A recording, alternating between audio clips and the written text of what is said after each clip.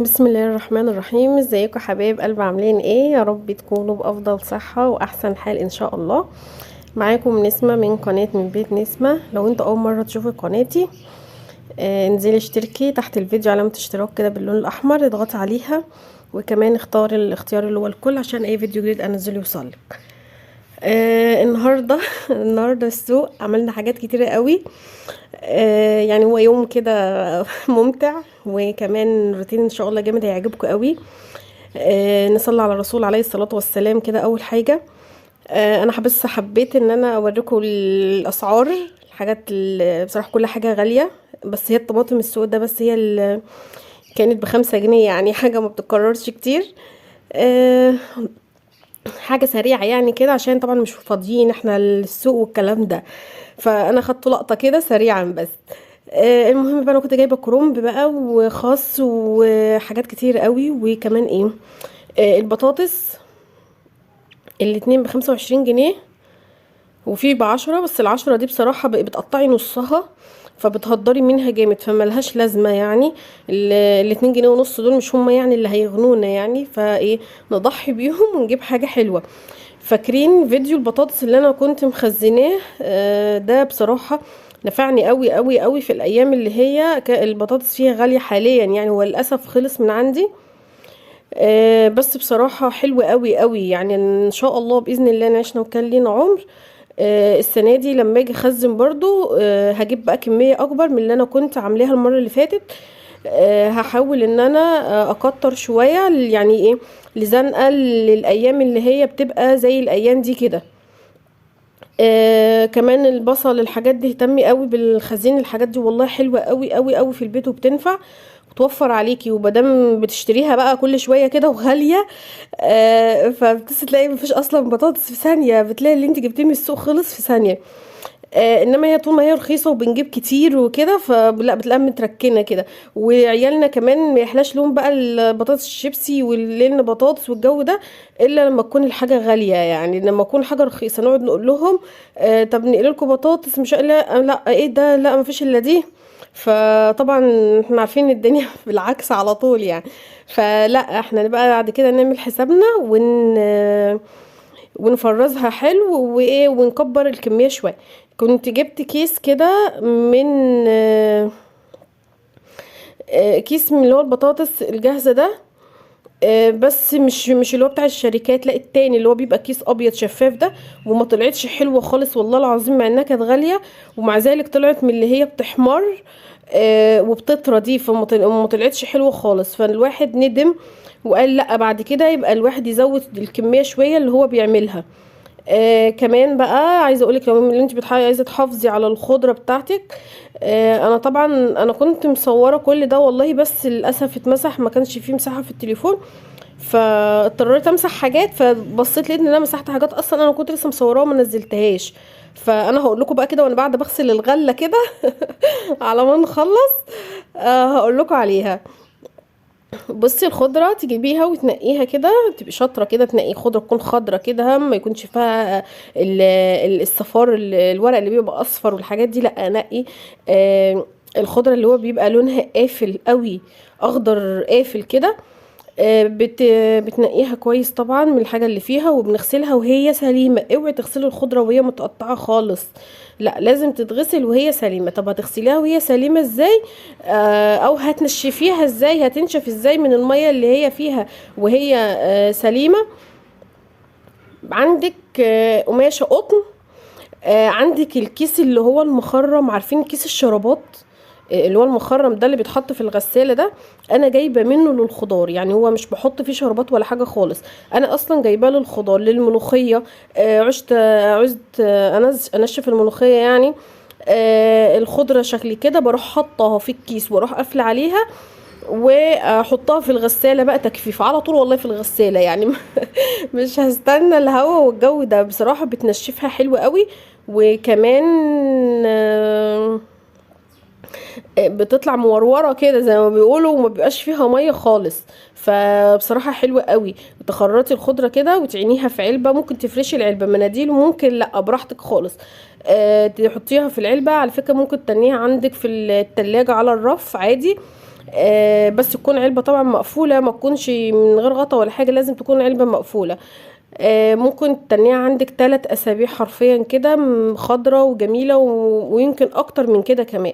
كمان الطريقة دي هتبقى حلوة قوي لو الخضرة بتاعتك اللي عارفين انتوا ايام الخضرة اما كانت بتبقى تغلي قوي، ما بيبقاش يعني. دلوقتي هم الاربعة ب5 جنيه تقريبا، او الواحدة بجنيه، الخمسة ب5 جنيه.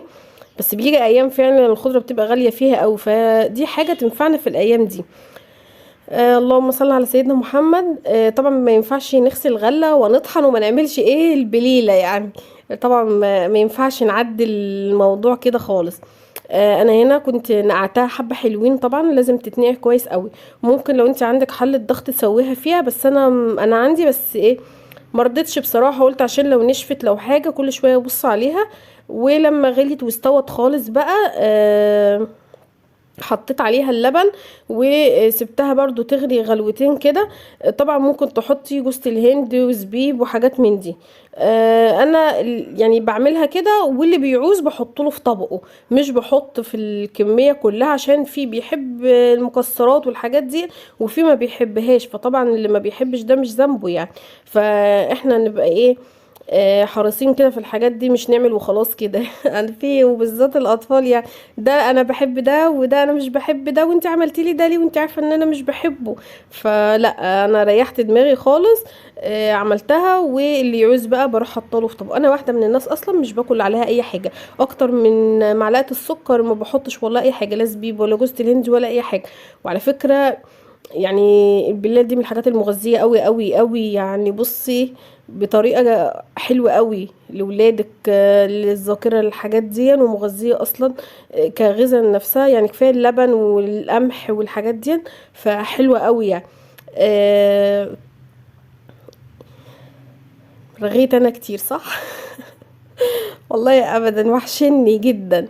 عايزه اقول لكم لو انتوا وصلتوا لحد هنا بقى، اضغطوا لي لايك واشتراك في القناه لو انتوا اول مره تشوفوا القناه، او لو مش اول مره ومتابعين يعني، فاضغطوا لايك، ما تبخلوش عليا باللايك بالله عليكم. طبعا بصوا، انا كان يوم صوم. من الايام اللي بتبقى مسحومه قوي بالنسبه للواحد، هو بيبقى يوم السوق يعني. وكلنا عارفين دلوقتي طبعا في بيبقى ايام مدارس وكده، فالواحد بيبقى عايز يوم سريع كده.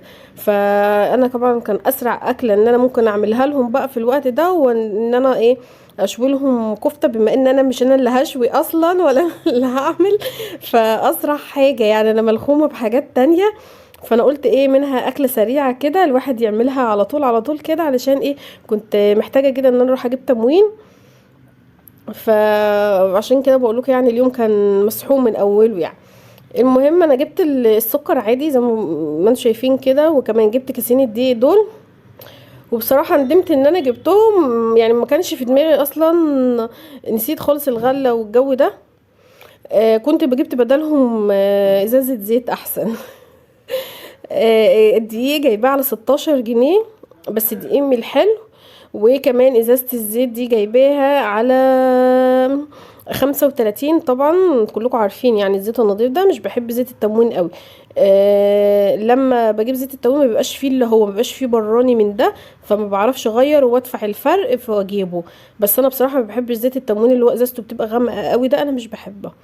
تعالوا بقى اما اقول لكم في نهايه الفيديو كده على حاجه هتبقى ممتعة جدا جدا ليكي. لو انتي عيون البوتاجاز بتاعتك مسدودة، مسودة، البوتاجاز بتاعك مش بتغسليه كل يوم كده، وعليه تراكمات وعليه حاجات كده بيدوخك. بصي، حاجة سحرية والله العظيم بجد. قومي جربيها دلوقتي حالا يعني، اسمعي كده الفيديو، قومي جربيها حالا. كل اللي انا عملته، عارفة ازازة البتاع ده اللي اسمه ايه، منظف البوتاجاز اللي هو ازازته بامبا ده الرخيص خالص ده، مش عارفه الازازه ب3 جنيه تقريبا او حاجه شكل كده. كل اللي انا عملته ان انا سخنت عيون البوتاجاز كلها حوالي دقيقه كده تقريبا، يعني العيون تسخن يعني. ومعلياها وطفيت، واول ما طفيت رحت حط عليها المنظف ده. جميل جدا، بس لما يتعمل بالطريقه دي هتلاقي السواد اللي حوالين العيون كله راح. انا عايزه اقولك الطرابيش بتاعه البوتاجاز ده، الطرابيش دي ألمونيا، مش الطرابيش السودا دي، لا الطرابيش اللي هو بيتحط عليه ايوه الحتت اللي انا بشيل اللي بدعكها دي كده ألمونيا اصلا مش استانلس يعني. الاوساخ والحاجات دي بتلزق فيها لزقه. يعني والله الواحد جرب حاجات الدنيا ووصفات الدنيا وخلطات الدنيا للبوتاجاز والعيون والكلام ده. بس بصراحه اكتر من دي انا ما لقيتش بتشيل الاوساخ، واللي عارفه الحاجات اللي بتبقى سودة اللي حوالين عين البوتاجاز اللي مش بتطلع اصلا دي، اللي انت كل مره تدعكي كده من على الوش وتسيبيها دي، بتلاقيها طلعت خالص. بس بشرط ان انت تسخني عيون البوتاجاز كويس قوي، وبسلكه بقى وشويه صابون مواعين عادي من اللي انت بتستعمليه ده، وادعكي هتلاقي كل حاجه راحت. عايزه اقولك والله العظيم انا كنت مصوره الحته دي ولمبة المطبخ اتحرقت وانا مصورة بالرينج لايت وكمان الكشاف يعني عشان بس وانا كده كده كنت بغسله، فانا قلت اما اصوره بالمرة عشان اوريها لكم، عشان انا جربتها ولقيتها حلوة جدا وبتلمع العيون قوي. يعني شوفوا العين الصغيرة دي كانت سودا طين، دلوقتي شوفوا بقت عاملة ازاي اهو. بدعك بحط وبدعك حلوة قوي وجميل. وما تخافوش على فكرة مش بيعمل حاجة في البوتاجاز والله العظيم. انا بوتاجازي ده دلوقتي بقاله 16 سنة، متخيلين؟ والله العظيم يعني لسه ما جددتوش. يعني انا سايباه كده لما ابص الراجل يعني يستجير كده ويقول خلاص بقى ارحميني، سايباه لما يجيب اخره معايا خالص يعني. فلحد ما يجيب اخره بقى احنا برضو بنحافظ عليه، مش ان احنا بنهمله ولا حاجة. البوتاجاز من الحاجات اللي كل يوم تغسليها، كل يوم لازم بنغسلها مرة واتنين لازم. ما بينفعش من الحاجات اللي هي ما تنفعش خالص ان انت تسيبيها بالاسبوع ما تغسليهاش، ولا باليومين ولا بالتلاتة، ما ينفعش خالص. بنغسلها يوميا ما كانش مرة يعني اقل حاجة خالص. في نهاية اليوم بعد ما بتخلصي المطبخ بتاعك كده بتشطبيه بتغسليه يعني مرة في اليوم. مش هقولك كل شوية ولا اقولك مرتين ولا ثلاثة ولا حاجة، لا بتغسليه مرة في اليوم. فانتي في اخر اليوم كده اعملي الحركة دي فيه، والله العظيم بصي هيلمع معاكي. يعني انا كنت حابة ان الصورة تطلع لكم احلى من كده او زي ما هي فعلا في الحقيقة، بس للأسف هي اللمبة جت في يعني اتحرقت مني. وطبعا يعني المطبخ ضلمه، فانا ما كنتش عارفه اطلع لكم الصوره اوضح ولا احلى من كده. بس هو اكيد باين برضو الفرق، واكيد باين ان العيون اللي هي كانت سمرة والسواد اللي بيبقى حوالين العيون ده طلع، واللمعان اكيد باين. يعني هو مش باين قوي قوي يعني بس يعني باين برضو شويه. فجربيها وان شاء الله العظيم هتعجبك، وهتلمع البوتاجاز وهتشيل الاوساخ وهتشيل اي حاجه. لو الطرابيش بتاعه البوتاجاز بتاعتك دي سمرة فيها سواد كده كتير، هتطلع وهتبقى زي الفل وهتلمع. بصي انتي اصلا مش هتصدقي ان بصوا انا مش فاكره اسمه، انا عماله افتكر في اسمه مش جايه معايا خالص. فلاش، لا فلاش ده اللي هو بتاع الحمامات ده، مش عارفه اسمه ايه. المهم اللي هو منظف البوتاجازات اللي هو العادي زي الفلاش كده، بس اللي ازازته بامبا، رخيص خالص يعني ب3 جنيه تقريبا، مش هتخسري حاجه. اتمنى من كل قلبي والله العظيم ان الفيديو يعجبكم. ما تنسونيش في اللايك بقى واشتراك وتفعيل الجرس وكومنت حلو منكم كده. ولو انتوا جربتوا الطريقه دي في غسيل البوتاجاز قولوا لي في الكومنتات جربتوها وهي حلوه ولا لا، وعملت معاكم ايه.